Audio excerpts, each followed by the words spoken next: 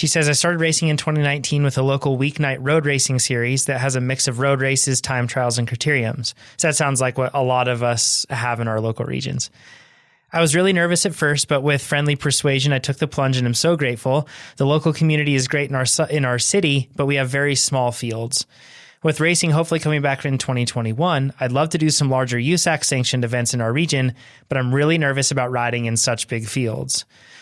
So I have a lot of questions, so hopefully you can answer them all. Here's her first one. She says, I've done 9 races and have yet to win any of them. I'm bigger than most girls I race, so I don't do well on climbs, but usually finish in the top 3 in a sprint on our flat criterium course. Our field is usually 7 to 10 riders, and nobody's higher than a Cat 3, so I'm really nervous about racing in these larger USAC fields. Should I try to win our local races first before jumping into these bigger fields? It's a good question. That's a great question. And I want to just touch on one thing because I'm 5'9" and raced a majority of my bike racing career in like the 150 pound range. I'm not a small person. So I'm hoping she doesn't let her size determine her success or lack of success on the bike, because I feel like we're the same in a lot of ways. Like I'm not a great climber, but I can do well in crits. So that's one thing. People typically were really scared of me because I was so big in the field. So use it to your advantage. Nice. Yeah. And in terms of winning your local events, I think it's more beneficial. Yes, winning is fun, but I would say it's more important to try and win in different ways than it is to just do the same thing every time. And what I mean is, I know you have small fields, but, maybe one race you win it in a field sprint, you try to win it in a field sprint and it didn't happen or it didn't work out. And you try to figure out why it didn't work out or maybe what mistake you made. And then the next time, maybe you try to take a last lap flyer and you go off the front solo and try to win that way. And maybe it works and maybe it doesn't. I think the more important thing than just winning is learning how to be a bike racer and thinking about winning and how to win and why you didn't win when you went for it is more important than the actual result itself, especially getting started. I feel like that'll carry you a lot further than just being, I won this race in the same way every time. And this is what I can do. So she might get those sort of broader experiences by jumping into the larger fields. And it's not a prerequisite to win to jump up into that, right? Absolutely not. And I don't know if she has, the women, I don't remember specifically what the rule is, but if she can jump into a men's category 3 race or something and get a little bit of more experience, even if it's just 20, 25, guys, that's more experience. You can just say, hey, I'm just here trying to get some experience in some fields and get some comfort. So they awesome. know that allowed to.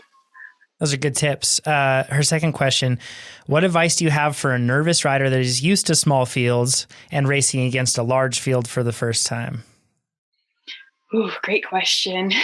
Don't be nervous. No, just don't. There we go. That's it. That's not easy. Yeah. Line up on the front, just go from the gun, all of those things. I think the most important thing is because it's easy to be intimidated by larger fields and you get on the start line, you're like, oh my gosh, look at all of these really strong women that I'm competing against.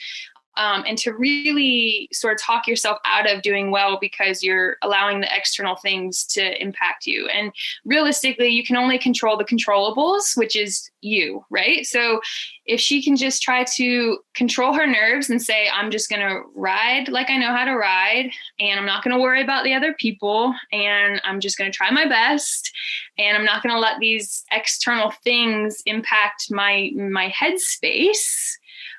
Because she deserves to be there. Everybody started from somewhere. I have my first USA cycling license where it says I was a Cat 4.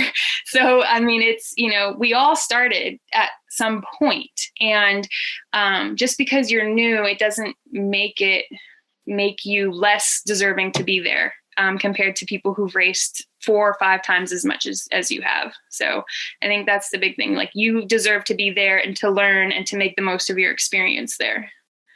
Awesome. Her next question, are there specific ways to race that only work with small fields or large fields? So maybe like what she's talking about there is like a tactic that works with a small field that just would not work in a large field, or vice versa. Yeah. So I think if you ask anybody, the experience would be that a smaller field is actually more difficult to compete in because there's fewer people to share the workload. So you might find that you have to be a little bit more proactive with your effort level in a small field. Whereas in a large field, you might be able to sit back and do less work and hide and be a little bit more conservative. So I would say in the smaller fields, you could almost take more of those risks and more of those learning opportunities and varying their like, how do I win this bike race? Like I might, in a small field, you might attack them and try to go off the front, or you might try to win. Even if it's only 4 people, you might try to win the bunch sprint. Whereas in a larger field, you might just try to be more efficient and work on other things. Like as a new rider, today I'm going to work on staying in the top 15 of this course because it's super technical and it's really windy. So if I don't have good positioning, I might get blown out the back. So different things to focus on depending on, where you're at with your learning, but also what kind of field you're in. If you like this video, make sure you give us a thumbs up.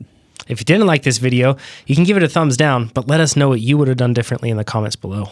If you want to see more of these videos, make sure you subscribe to our YouTube channel. And if you want to become a faster cyclist, check out TrainerRoad.com. Do it.